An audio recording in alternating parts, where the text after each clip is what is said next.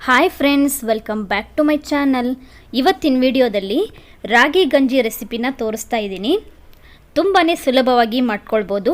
ಹಾಗೆ ಡಯಟ್ ಮಾಡೋರು ಪ್ರತಿದಿನ ಈ ರಾಗಿ ಗಂಜಿನ 2 ಗ್ಲಾಸ್ ಕುಡಿತಾ ಬಂದರೆ ತುಂಬಾ ಒಳ್ಳೆಯದು. ಬನ್ನಿ, ಹಾಗಿದ್ರೆ ತಡ ಮಾಡೋದು ಬೇಡ, ವಿಡಿಯೋನ ಸ್ಟಾರ್ಟ್ ಮಾಡೋಣ. ಹೇಗೆ ಮಾಡೋದು ಅಂತ ನೋಡ್ಕೊಂಬರೋಣ ಬನ್ನಿ. ಮೊದಲಿಗೆ ಒಂದು ಪಾತ್ರೆಯಲ್ಲಿ 1/4 ಲೀಟ್ರಷ್ಟು ನಾನು ನೀರಿಟ್ಕೊಂಡಿದ್ದೀನಿ. ಅದಕ್ಕೆ ಸ್ವಲ್ಪ ಉಪ್ಪು ಸೇರಿಸ್ತಾ ಇದ್ದೀನಿ. ಇವಾಗ ನಾವು 3 ಟೇಬಲ್ ಸ್ಪೂನಷ್ಟು ರಾಗಿ ಹಿಟ್ಟನ್ನ ತಗೊಳ್ಳೋಣ. ನಾನಿಲ್ಲಿ 2 ಗ್ಲಾಸ್ ರಾಗಿ ಗಂಜಿ ಆಗಬೇಕು ಅಷ್ಟನ್ನು ಮಾತ್ರ ಮಾಡ್ಕೊಳ್ತಾ ಇದ್ದೀನಿ. ಇವಾಗ ಇದಕ್ಕೆ ಸ್ವಲ್ಪನೇ ನೀರು ಸೇರಿಸ್ಕೊಂಡು ಇದನ್ನು ಚೆನ್ನಾಗಿ ಮಿಕ್ಸ್ ಮಾಡ್ಕೊಳ್ಬೇಕು.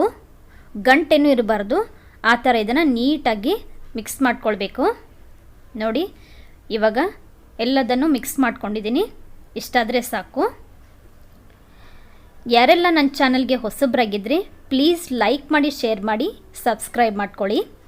ಇವಾಗ ನಾವಿಟ್ಟಿರೋ ನೀರು ಕುದೀತಾ ಇದೆ. ಇದಕ್ಕೆ ನಾವು ಕಲಸಿಟ್ಕೊಂಡಿರೋ ರಾಗಿ ಹಿಟ್ಟನ್ನು ಸೇರಿಸ್ಕೊಳ್ಳೋಣ. ಇದನ್ನು ಚೆನ್ನಾಗಿ ಮಿಕ್ಸ್ ಮಾಡ್ಕೊಳ್ತಾ ಇರಬೇಕು.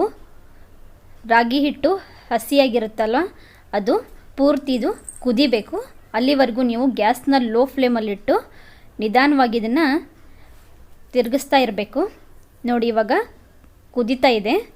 10 ನಿಮಿಷದಲ್ಲಿ ಈ ಗಂಜಿ ರೆಡಿಯಾಗತ್ತೆ ಫ್ರೆಂಡ್ಸ್. ನೋಡಿ, ಇವಾಗ ಗ್ಯಾಸ್ನ ಲೋ ಫ್ಲೇಮಲ್ಲಿ ಇಟ್ಕೊಂಡು 10 ನಿಮಿಷ ಇದನ್ನು ಕುದಿಸ್ಕೊಳ್ಬೇಕು. ಇಷ್ಟಾದರೆ ಸಾಕು. ಇವಾಗ ಗ್ಯಾಸ್ನ ಆಫ್ ಮಾಡ್ಕೊಳ್ಳೋಣ. ಇದನ್ನು ಸ್ವಲ್ಪ ತಣ್ಣಗಾಗೋದಕ್ಕೆ ಬಿಡೋಣ. ನೋಡಿ, ತಣ್ಣಗಾದ್ಮೇಲೆ ಇದಕ್ಕೆ ಇವಾಗ ಗಟ್ಟಿ ಮಜ್ಜಿಗೆನ ಹಾಕ್ಕೊಳ್ತಾ ಇದ್ದೀನಿ. ನೀವು ಬೇಕಿದ್ದರೆ ಮೊಸರು ಕೂಡ ಹಾಕ್ಕೊಳ್ಬೋದು. ಎರಡನ್ನು ಚೆನ್ನಾಗಿ ಮಿಕ್ಸ್ ಮಾಡ್ಕೊಳ್ಬೇಕು. ನೋಡಿ, ಇದು ತಣ್ಣಗಾದ್ಮೇಲೆ ಕಲರ್ ಚೇಂಜ್ ಆಗುತ್ತೆ.